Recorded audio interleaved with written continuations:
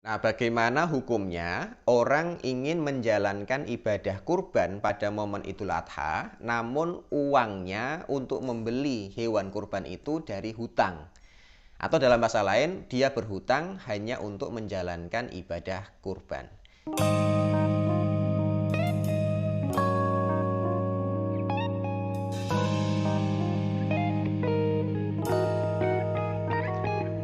Assalamualaikum warahmatullahi wabarakatuh. Alhamdulillahirabbil alamin, hamdan wa syukran lillah. Teman-teman sekalian yang dirahmati Allah Subhanahu wa taala, masih dengan saya Ahmad Hilmi di channel Mas Hilmi Ngaji Fikih. Teman-teman sekalian yang dirahmati Allah, pada kesempatan kali ini kita akan berbincang dan menjawab satu pertanyaan tentang ibadah kurban pada Idul Adha. Apakah boleh seseorang melakukan ibadah kurban pada momen Idul Adha, namun hewan kurban yang dia sembelih itu hasil dari berhutang? Atau dalam bahasa mudahnya, boleh tidak sih orang itu melakukan hutang kepada orang lain dalam rangka untuk menjalankan sunnah berkurban pada momen Idul Adha? Baik teman-teman sekalian yang dirahmati Allah, kita sebelum menjawab pertanyaan itu, boleh atau tidaknya, ini kita kembali kepada hukum dasar menjalankan ibadah kurban pada momen Idul Adha.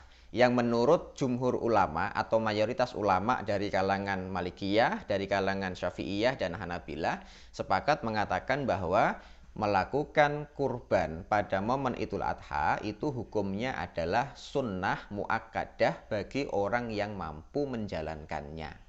Sebagaimana juga yang disebutkan oleh Al-Imam An-Nawawi rahimahullahu ta'ala dalam kitab beliau Al-Majmu' Syarhul Muhadzab dalam masalah hukum menjalankan kurban ini. Beliau rahimahullahu ta'ala mengatakan, anna madhabana, bahwa madhab kami dari kalangan Syafi'iyah, annaha sunnatun muakkadatun, bahwa menjalankan ibadah kurban itu hukumnya sunnah muakkadah fi haqqil musir, bagi orang-orang yang memiliki kemampuan, bagi mereka yang memiliki kelapangan harta gitu. Baik dia punya uang untuk membeli hewan kurban atau memang dia punya kemampuan untuk mengadakan. Memang dia seorang petani yang sudah menyiapkan hewan kurban tersebut gitu.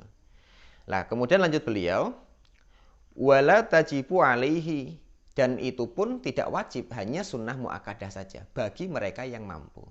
Artinya teman-teman sekalian, logikanya untuk mereka yang tidak mampu dan tidak memiliki kecukupan harta pada momen Idul Adha itu, maka tidak ada kesunahan baginya untuk menjalankan ibadah kurban. Karena tadi hanya dibatasi orang-orang yang mampu. Baik teman-teman sekalian, namun pertanyaannya pada yang awal tadi itu, bagaimana kalau hari ini dia tidak punya, ketika momen tanggal 10 Zulhijjah dan 3 hari setelahnya, yaitu hari Tasyrik, dia memang tidak punya harta gitu.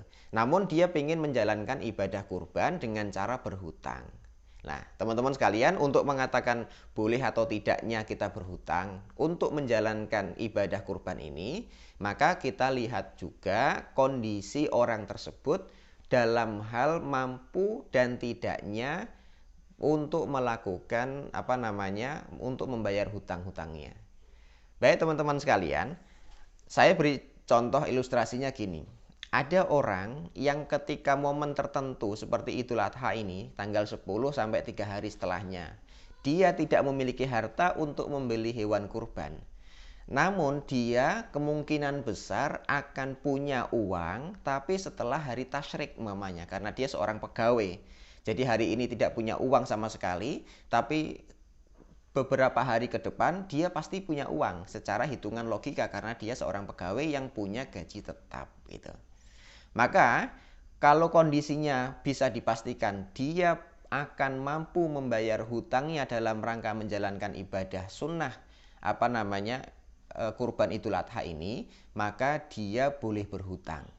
Tapi kalau orang ini tidak punya cadangan dana sama sekali dan tidak punya bayangan dari mana dia harus membayar hutangnya, maka yang seperti itu tidak dianjurkan melakukan hutang walaupun untuk menjalankan ibadah sunnah kurban pada momen Idul Adha. Gitu. Artinya dilihat dulu orangnya. Tadi sekali lagi, kalau dia punya bayangan dan cadangan dana untuk membayar hutang, maka silahkan melakukan hutang untuk menjalankan ibadah kurban. Tapi kalau dia tidak memiliki bayangan dari mana harus membayar hutangnya nanti, maka yang seperti itu jangan pernah dilakukan. Karena sekali lagi, melakukan ibadah kurban itu hukumnya sunnah bagi mereka yang mampu. Nah, kalau tidak mampu, jangan pernah memaksakan diri, karena Allah Subhanahu wa Ta'ala tidak menganjurkan kita itu. Nah, lebih lagi kalau ini urusannya dengan hutang. Khawatir kalau nanti kita mati ternyata kita belum bisa membayarnya. Karena Nabi Shallallahu Alaihi Wasallam pernah tidak mensolati seseorang yang meninggal dalam keadaan dia memiliki hutang. Nah, namun kalau untuk yang sudah memiliki bayangan dari mana dia membayar hutangnya, ini sebagaimana yang disampaikan oleh Al-Imam Ibnu Taimiyah dalam kitab beliau Majmu' Fatawa. Beliau pernah ditanya tentang masalah melakukan ibadah kurban dengan berhutang tadi itu. Beliau mengatakan apa? In kana lahu wafa'un fastadana ma yudahhi bihi fahasanun wa la yajibu alaihi an yaf'al dzalik. Majmu' Fatawa.